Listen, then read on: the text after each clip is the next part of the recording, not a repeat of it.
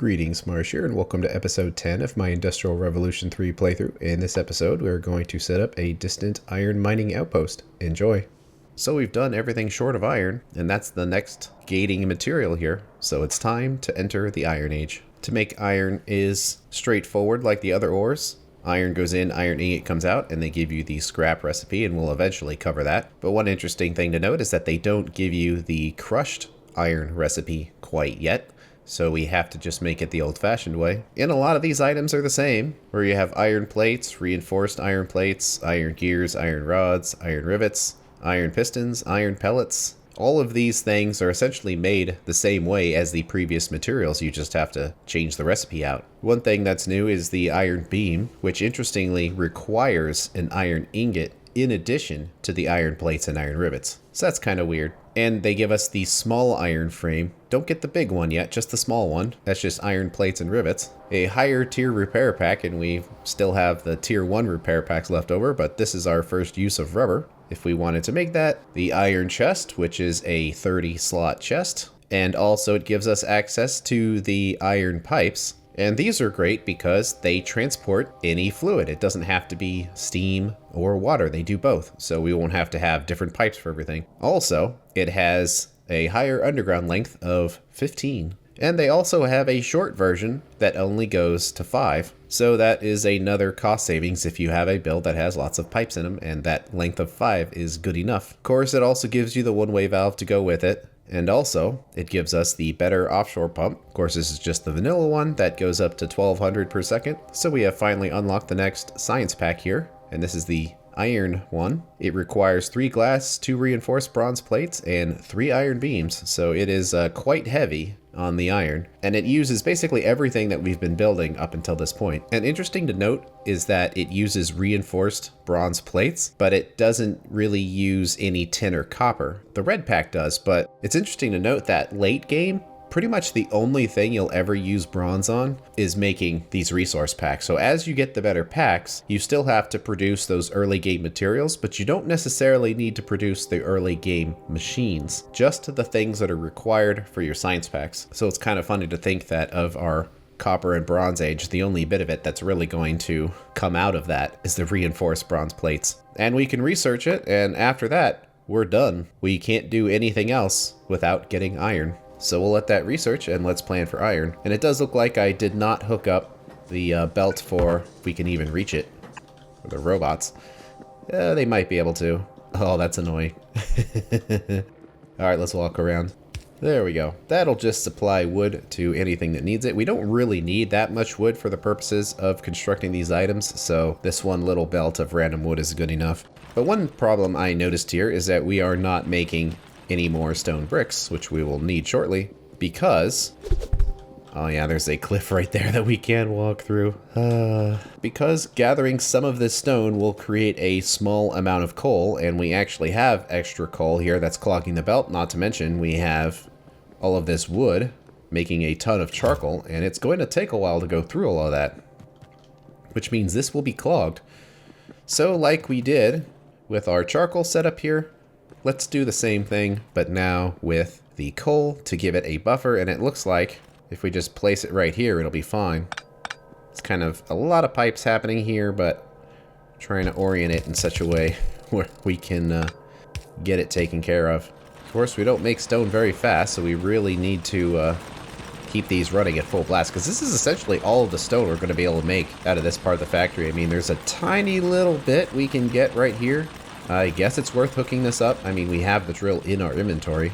It's barely going to collect anything, but yeah, let's just put it right there just to get those 182 pieces out of there. So luckily, our radars found us an iron patch. Oh, there's another one up there.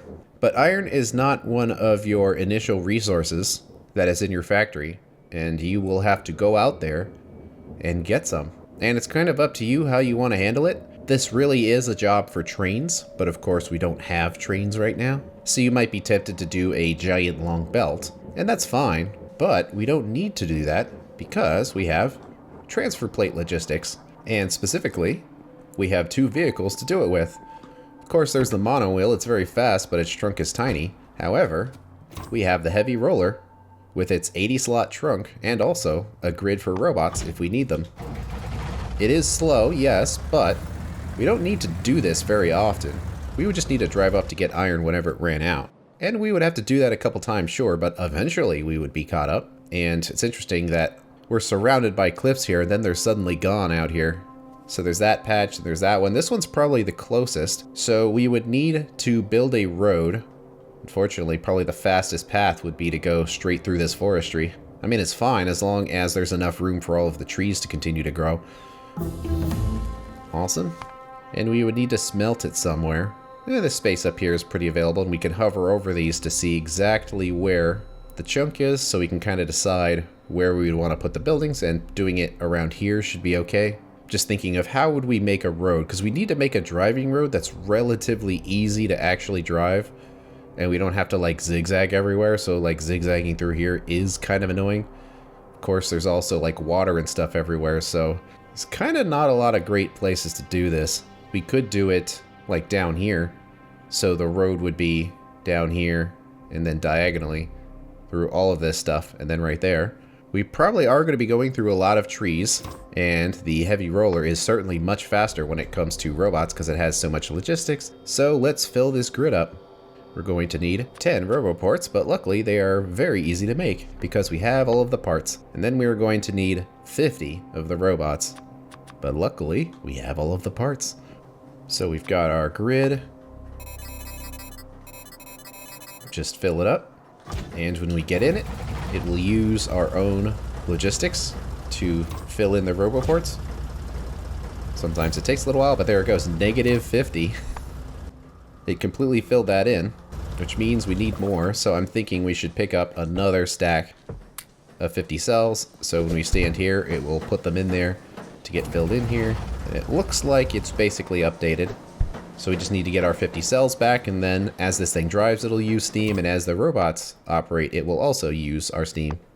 So we need to think about what kind of outpost are we going to build, because this is going to be far enough away to where it is not going to be practical to supply steam to it. I mean, we could, but that is a long distance to go, considering steam kind of stops basically right here. So it would have to go all the way down here. Another thing we can do is build a fully functional iron outpost that doesn't need any external input. And unfortunately, it doesn't look like that is going to have anything to do with water, because it is just too far away. Oh, hey, there's more oil out there. So whatever we build, it's probably going to have to be self-contained. And because this patch is so big, when we compare it, it's basically the size of this lake. So actually we can walk over to it to get an idea for size. Oh, and it looks like that miner is done working. But this right here is essentially the size of that iron patch. So we have more than enough room to work on it. So let's see what kind of build we can do. Who knows how much iron we're going to want? 7.5 may be way too much. That would max out the bus, but these numbers might be too big. It's probably unlikely that we would want to transport this much stuff, but one other important thing to note is that when we are driving there, we are going to need to bring the coal in, and when we drive back, we are going to need to bring the iron back. And we do actually have a ratio here, where if we divide the amount of coal we need by the amount of iron that has to come back, then coal will take up 16% of the total delivery. And if we have 80 stacks, then 12.8, or how about 13 of them, need to be dedicated for the coal. So we come back to our heavy roller here. We do have our robots, all 50 of them. We'll give them a special slot because of course they need to stay in the heavy roller.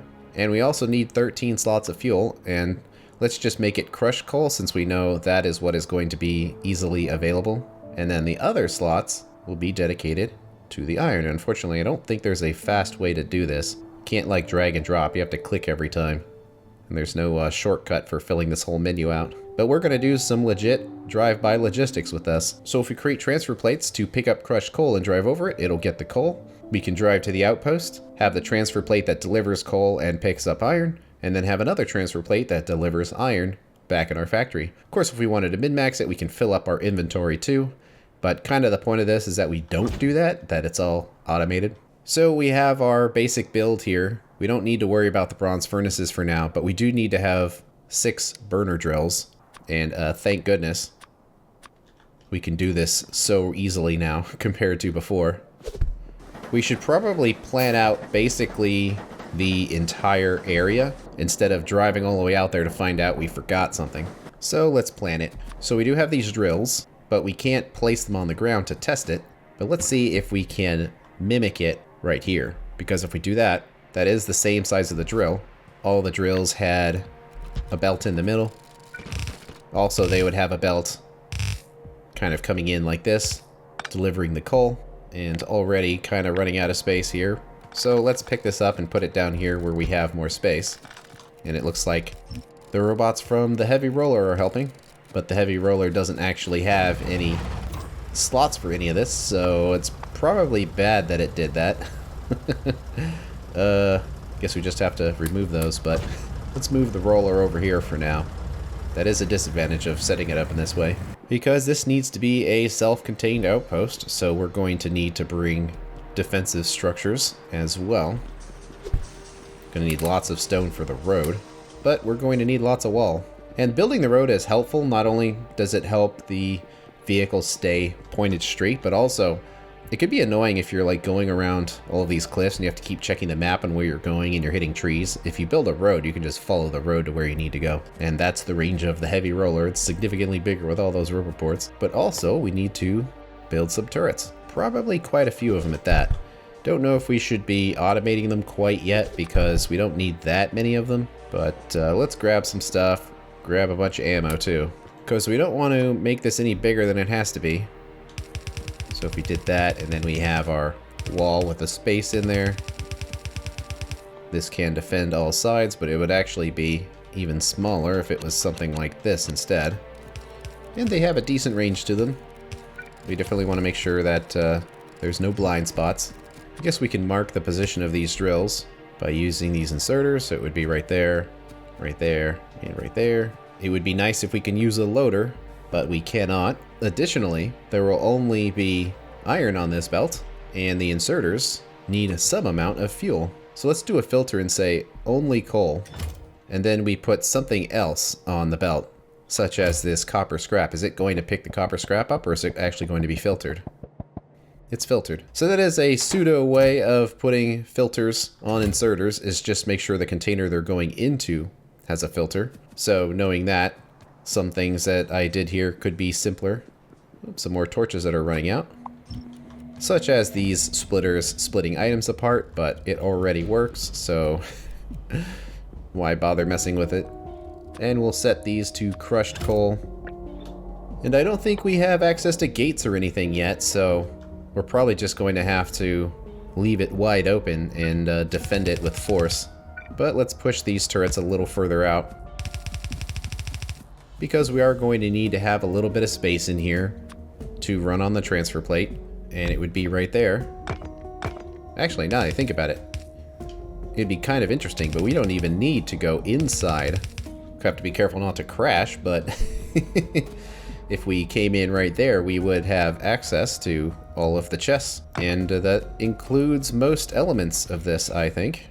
So it's time for a blueprint. We have a mining outpost. This is nothing special, so I'll just make it the one blueprint, so I can just put it on my toolbar, and then save the inventory slot by putting it into the game blueprints. So there we go. We've got something. Now we know we'll have everything in our inventory necessary to actually build this. Not that it was really all that difficult, but we built a few more scattergun turrets that we needed. But with the handcrafting being as long as it is, you kind of need to be careful and make super sure that whenever you're going away from your factory for a distant build, that you absolutely have everything that you need. Having the extra 5 robots helps for sure. It's time to go for a drive. And all the torches are basically running out at the same time. We're gonna need some slots again, so I guess I'll pull up the crushed coal just to be room for the trees. I suppose we can build the path first and then come back later and actually try to do the drive, because we definitely don't want to have to deal with all of these cliffs when we're driving around here. And this vehicle is actually reasonably fast for what it is. And there's trees everywhere. I really don't want to cut them down, because I want them absorbing the pollution. And also to have potential other areas that we can build forestries if we need them. And this is a bit of a gas guzzler as far as the steam is concerned, but if you have a full stack of 50 in your inventory, that should be enough for your journeys. Let's just ram through there. We've made it to a clearing, and we're in some alien biome now. Well, there are some biters out there, so we should probably handle them first. And now I won't waste any of the scatterbots.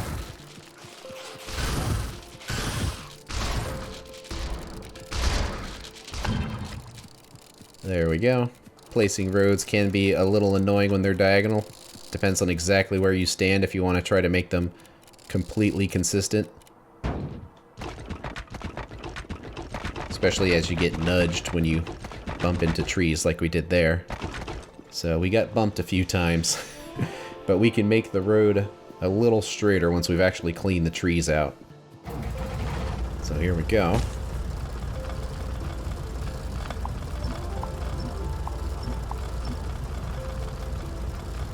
And this is why you want a road here.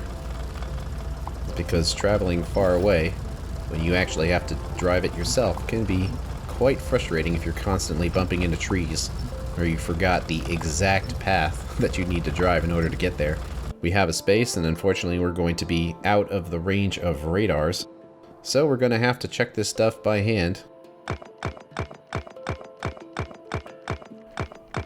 There we go. We should have a straight road now, and do some final fixes on exactly where the trees were cut, so it just looks a little nicer. At least you can see where you're driving and not driving underneath trees. Okay then, there's our patch. It looks like we're halfway through our steam now, but we certainly want to keep this on yarn. 5 million ore, and also, are there any special rocks? Doesn't look like it. Let's try to position this in such a way that just works well with our road. We're only going to utilize part of this patch right now. So keeping everything nice and straight is probably a priority here. Yeah, that seems pretty good actually. Well, this is probably going to get torn down and redone later when we have electricity and radars and whatnot, but for now, that seems to work. Let's check out the even distribution settings. I'm thinking I might want to have 20 ammo in each one of those. Just because we can't check up on the status of the turrets or anything, we just have to trust that it's working. And unfortunately there won't be any lights or anything out here either, because no steam. But the actual miners will go in there. We don't need that belt, so now we can use even distribution to put our exact amount of cartridges in each one. Let's make that nice and straight, so there we go. We have our path to get our iron. So let's connect it to the other side. Who knows where the iron production will happen? Maybe this space over here makes sense, because we kind of want it to be as close as possible to this road, while at the same time avoiding having to do a bunch of zigzags in order to get into the factory. This will probably be turned into a rail network eventually, so we have to keep in mind that we're probably going to have a train come through here, so wherever this ends is probably going to be where a train station will be. And hopefully a train could do a circle right here. I think it can. Doing the unloading right here seems to make a lot of sense. But we also need to get the fuel in, and it's a little annoying, but in this situation we need to remember that the filters will be set up for crushed coal. So crushed coal is the thing we're going to need to send in. And I'm not sure if we actually needed this balancer in here. I mean, certainly when things aren't running, because we have, wow, completely maxed this out on charcoal. So we're actually going to be like maxed out on wood before too long. It's actually kind of tricky because we have a mixed belt of fuel here, and the way that we've set this up by putting the charcoal through this setup, it's giving it priority, so actually getting crushed coal there isn't really possible. How about we do it with charcoal, I guess? I'm kind of worried about the output of this, but we'll give it priority for this one, because this can combine with the charcoal. I don't think you can use a burner inserter to supply fuel to a burner inserter. Well, I guess you can. Alright, well, we got some fixes to do. So charcoal is being delivered here, but we only need to fill up these slots here. So I believe that was 7 on each side. Well, we can kind of test this, well, if we had inventory space. Okay then, charcoal time. So we can kind of test how this would work. where we would drive the vehicle in here, pick up the fuel. We don't quite have all of it, but we're just giving this a test. We would have to drive this whole path, but luckily it snaps, so it's relatively easy. We just have to hold W. And we made it. But we need to kind of fix this. So if we did this, and it went this way, and then back down, is that in range of this plate? It looks like it, and would it work? Well, first of all, we have to set this to charcoal now. And let's cut off the belts to the miners, but I think that would work. So let's try it out. We would drive on here, hit the plate, charcoal is delivered, it's put on the belts, the feeding inserters grab the fuel, which puts it on the loading inserters. Fortunately, it put all the fuel in the one chest, but that's how it's going to be. This isn't going to be a particularly smooth setup. We just want something that's kind of automated for a faraway place. But actually for now, I can kind of even those out, because now let's connect those two sides, make sure we're getting our iron here, let the belts fill up again. And I guess we don't need this one belt right here. It could have been split up there instead. So let's cut everything out and move them over by one square so it just looks a little nicer. There we go. It's automatically transferring things. We don't have to stay there, but it will only do an instant transfer based on what's actually available. But it looks like it's working pretty well. So let's close it off. Grab our last little bit of resources once it starts, and we're good. So, assuming it was a full load, we would be driving back with it. We don't have very much right now, but it's going to take some time. Although it does look like there is a spider nest or something out here. It's a worm.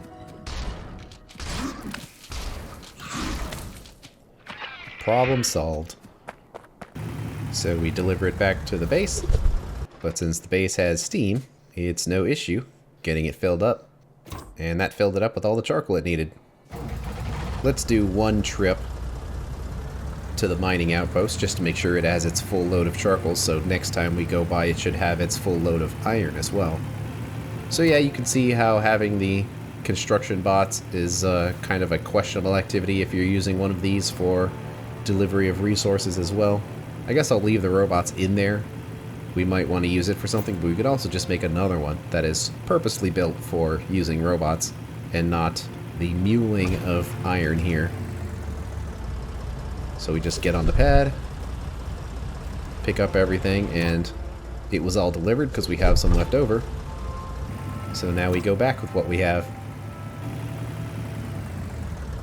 And there we go. Get it pointed the right direction. And we have at least one chest full of iron. That's enough to keep going here. Now, it is as simple as making these 12 furnaces. And they are just regular furnaces, not an alloy or anything. And it looks like the charcoal has actually run out because we're using all of it for our mining. It's not a bad thing. It's just, we might have to mess with that. But at the same time, we're really not going to be doing this method of ore collection for particularly long. This is just a bootstrap that we are doing until we get electricity set up, and then once that is, and we can use trains, then it will be much simpler. Building this is similar to things we have built before, and since there is no ore processing stage, it is quite straightforward. Basically this. We probably do want to space this down a bit because we are going to have to do some iron processing in order to increase the yield when we get the electric crushers, and we want to leave space for that. So how about we put it down here. The belt will come up from there. The finished ingots will be here. And these are also going to be running on charcoal just because that's what's available with this belt, and I don't really want to run a new one down just to have a different priority, so we may find ourselves running quite short on fuel for this, but we can always just build more forestries if we need to. But the final connection on our minibus is right here. Let's at least hook this belt up to get the resources down there. And we should put some lights in here since the steam is available. And it is as easy as spacing this out by one to make room for these. Although the lights will have to end there because we don't actually need steam down here for anything. But let's grab more fuel and go back up. It's going to have a pretty huge buffer of fuel that it needs to go through, because it's going to have to fill up the chest at the mining outpost, the inventory of the vehicle, and also the chest that fills up the vehicle. So all of this combined might be a bit much in the beginning here. And we deliver everything, and now we have almost a full inventory of iron. And there is a biter nest that's very close to this, and it could produce enough pollution where that's a problem. So let's go out there and fight the biters. Fortunately, it's nighttime, but...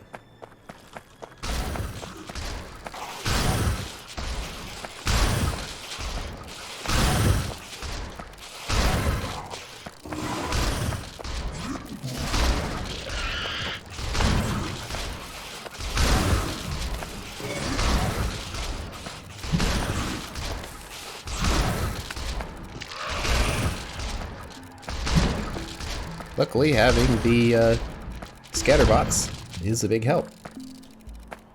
And they lasted just long enough. Let's get our last bit of iron before we have to head out. And delivered. I kind of want to set a priority for this. So if we do this and say the output priority is on the left,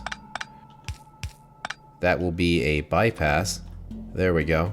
To make sure that the actual smelters get priority of the fuel before they just randomly go in a chest, because we're going to need a reasonable amount of it. But here we go.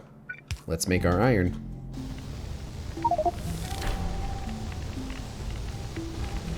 Looking good. The iron's only going to come out so fast, but that's fine. This isn't supposed to be a full belt of iron anyway.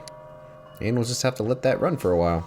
We probably need another radar down here too, because I think it's just barely out of range, pretty much. And that's good news, because it means the steam pipe has to come down here, which means light. And there we go. More radar, but also more biters. That's going to be kind of tricky with all these trees everywhere.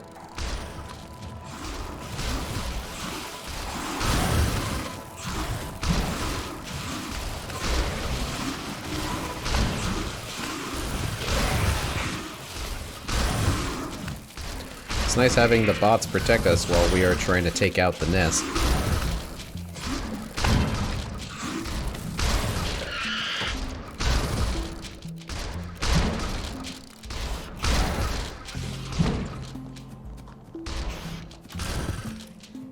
All gone. Well, good news, the ingot's basically filled up. Suppose we should take this as one more opportunity to load up on iron so everything will be maxed out. And there we go. Nice and fast. So now it's time to automate the iron things. However, that's going to have to wait until the next episode. Thanks for watching. I'll see you later.